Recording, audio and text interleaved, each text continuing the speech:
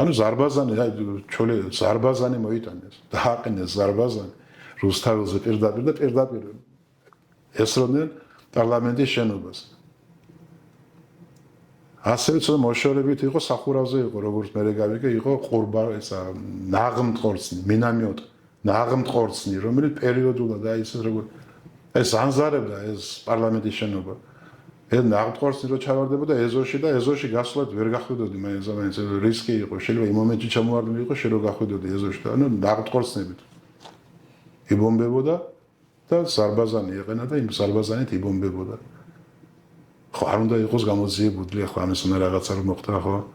ხო რაღაც უკმაყოფილების ის გააქვს აი რატომ რა მართლა საქართველოს მოქალაქე ვარ მიყვარს ჩემი ხალხი მიყვარს საქართველოს საქართველოს მოქალაქეები ყველანი რაღაცა ძმები ვართ ამასობაში დამაქციეს მე იმიტომ დამაქციეს ქვეყანა დააქციეს მაშინ საქართველოს და შესაბამისად მე როგორც ქვეყნის ნაწილი მეც გავუბედურდი ხო და გამოიკვლიე რა ამის უნდა რაღაცებს სანამ ცოცხალია კიდევ ის ხალხი ისაც რაღაც ისხმა შეუძლია